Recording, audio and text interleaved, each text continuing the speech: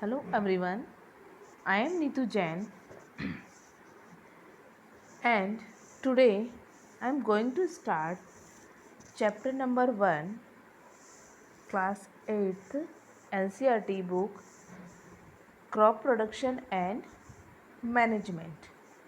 Dear students, in that chapter we will discuss about the agricultural practices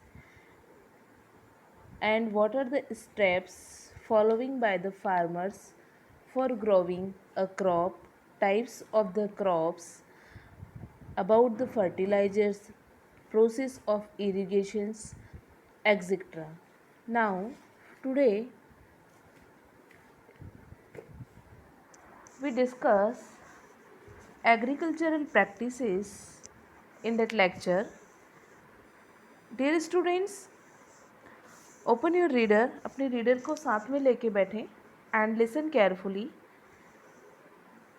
In that chapter, crop क्या है, what is crop and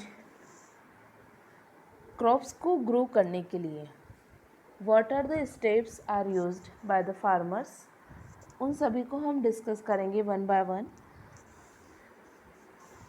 पहेली and Boojho went to their uncle's house during the summer vacation. Their uncle is a farmer and one day they saw some tools like khurpi, sickle, shovel and plow etc in the field.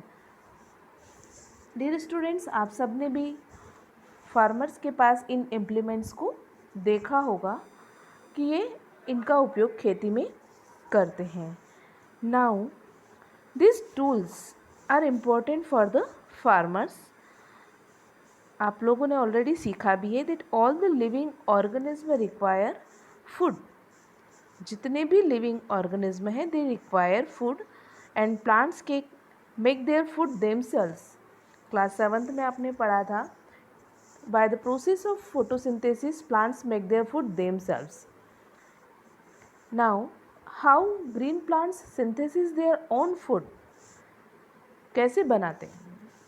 Bye the process of photosynthesis using the raw materials like as carbon dioxide, water, minerals in the presence of sunlight and a special green color pigment present in the leaves, chlorophyll. इन सब की help से plants food तैयार करते हैं for themselves and that process we called is photosynthesis. उस process को हम क्या कहते हैं? Photosynthesis. So now animals including human can not make their own food. यहाँ पर हमने देखा कि प्लांट्स तो फूड अपना सेल्फ प्रिपेयर कर लेते हैं but animals and human beings can not prepare their own food. So where do the animals get their food from. तो एनिमल्स को फूड कहाँ से मिलता है? But first of all, why do we have to eat food? There is one question. ये question आपने 6 में भी देखा था, in 7th class also. Why do we have to eat food? हमें खाना खाने की आवश्यकता क्यों? Why we need food to get energy to do various works. अलग अलग वर्क्स को परफॉर्म करते हैं तो हमें एनर्जी की आवश्यकता होती है. That's why we need the food. We already know that energy from the food is utilized by the organism for carrying out their various body functions such as digestion, respiration, excretion, etc. We get our food from the plants or animals or both. We need food. We need food to do various functions of our body. अब जैसे कि यहाँ कुछ examples दिए हैं. Digestion, you all are familiar with this process. Respiration, excretion, this process you already studied in class 7th. We get food from the plants और animals. तो human beings को जो फूड है प्लांट्स और एनिमल्स दोनों ही sources से मिलता है. Food has to be produced on a large scale. बहुत बड़े स्केल पर फूड को प्रोड्यूस किया जाता है. In order to provide food for a large population, regular production, proper management and distribution. क्या ज़रूरी है? प्रोडक्शन ऑफ द फूड, उसका प्रॉपर मैनेजमेंट और डिस्ट्रीब्यूशन, हर जगह तक उसको पहुंचाना।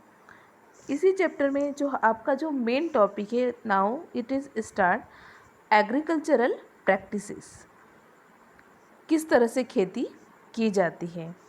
Dear students, earlier times nomadics जो घुमत्तू जाते होते थे, they were wandering in groups from place to place in search of food and shelter. घुमंतु लोग जो होते थे, ये एक प्लेस से दूसरे प्लेस तक घूमते रहते थे for the shelter and for the food. They eat raw fruits and vegetables and started hunting animals for food. पहले वो फ्रूट्स और वेजिटेबल्स का यूज़ करते थे as a raw material, and then after they start the hunting the animals. फिर धीरे धीरे उन्होंने क्या शुरू किया, एनिमल्स का शिकार। Later they could cultivate land and produce rice, wheat and other fruit crops. And now धीरे धीरे फिर लोगों ने इसकी खोज की।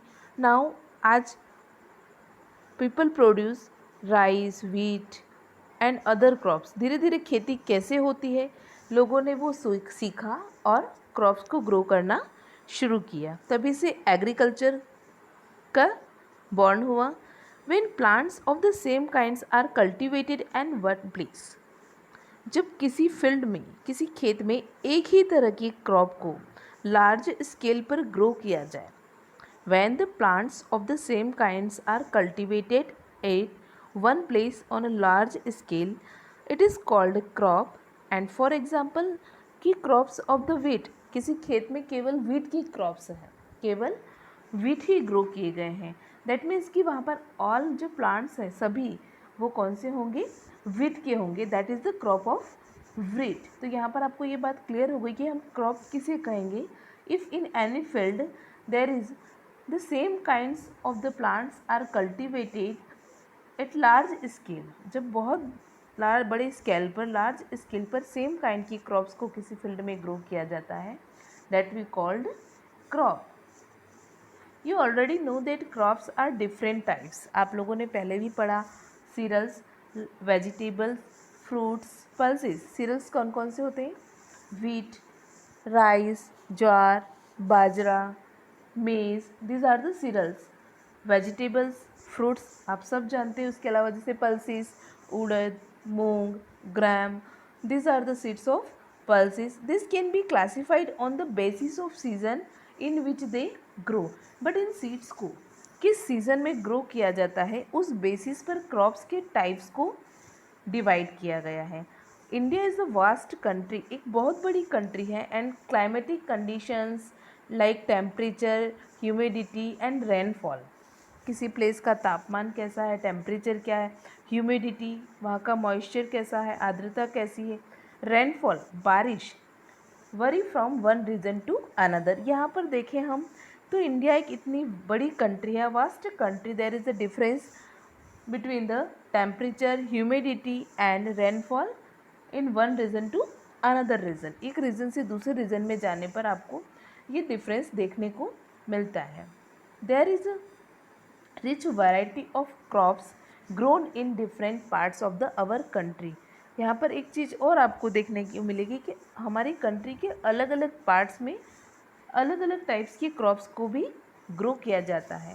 सो despite this diversity, two broad cropping patterns can be identified. यहाँ पर आप ये कह सकते हो कि types of the crops on the basis of season and on the basis of this type of climatic conditions.